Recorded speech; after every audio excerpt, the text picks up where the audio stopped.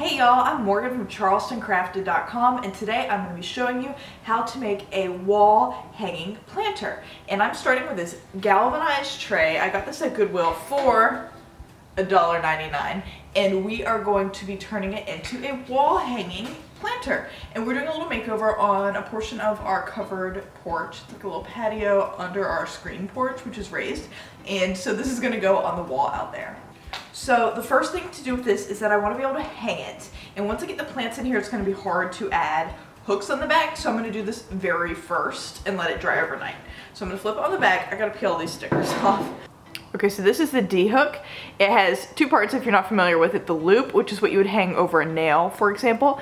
And then this flat part where you would normally screw it into a board or the back of a mirror or a piece of art. I'm going to glue it since I don't want to put screws through my thingy. So I have two D hooks, and then I also have some Gorilla Glue clear. Make sure you don't use the foaming kind. Any kind of super glue will work. I'm going to take my measuring and measure 1/3 of the way down. So this is 15 inches across, so I'm going to measure about 5 inches down. And then just this way right here, it's about 14 inches across, so I want 2. So I'm going to split them at 10 and 4 inches. Math.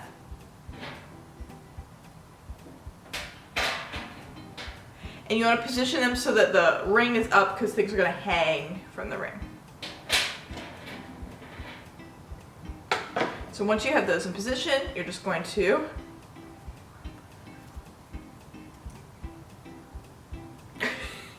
this is the hardest part. Okay. So once you have those in position, you're just going to apply a dot of glue and press this in place. And use the tip of the glue to like really push it in there. Just don't get any glue under the ring part. And we will let that dry. I'm gonna let it dry overnight so it's like really stuck on there good. I don't knock it off, and we will come back tomorrow. Alright, so the hooks on the back of my galvanized tray dried completely, and now I'm going to orient it, make sure those are up so it's just like how you want to hang it on the wall, and set it down. And I'm going to add some wire, I call it chicken wire mesh, down in sort of a half circle on the bottom, just to have a spot to hold my plants in. And I had to buy a whole roll of this.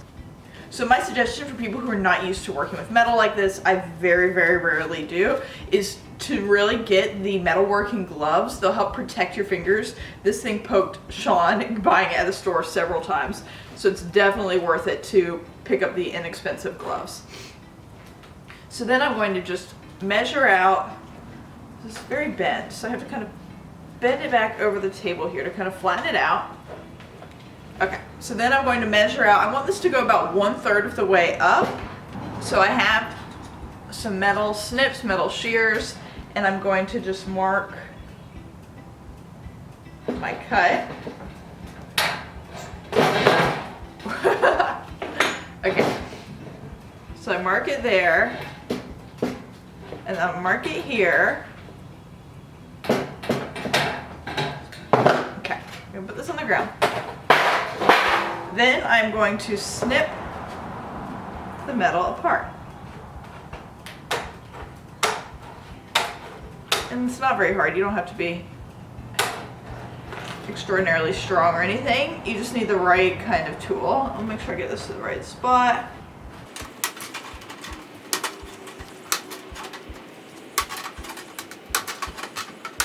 Alright, so I cut my rectangle of chicken wire to size.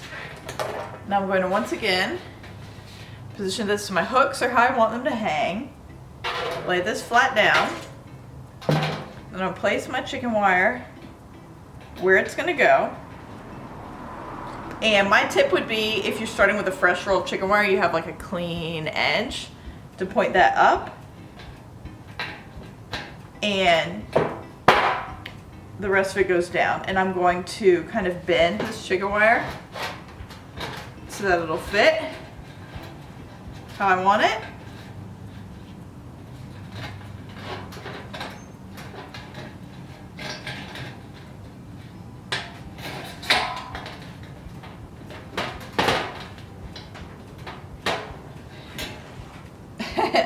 But there you can see my circle. And now I'm going to kind of like trim off the excess with my snips again so it'll fit right here.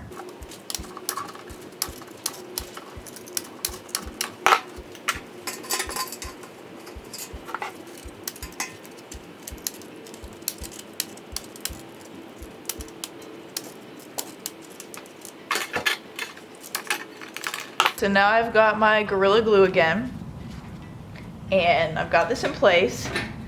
Now I'm gonna mark, let's see,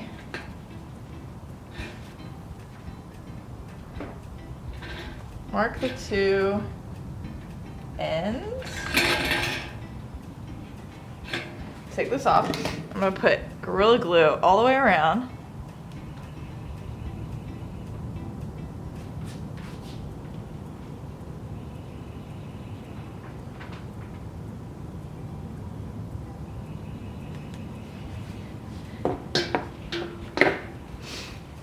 Put this on. Make sure it's lined up. And I'm gonna take my fingers and just bend the wire in place. All right, so now I'm gonna start adding plants to my planter now that this wire has dried in place. And I grabbed this little succulent planter at the Home Depot Garden Center. It was $14.98, and this is kind of my little hack for you. If you're looking for succulents, I find that it's actually cheaper to buy one of these pre-made planters. It already has a cocoa liner, the plants, and the basket I can reuse for something else. Here's my plants. I'm just gonna kind of separate them.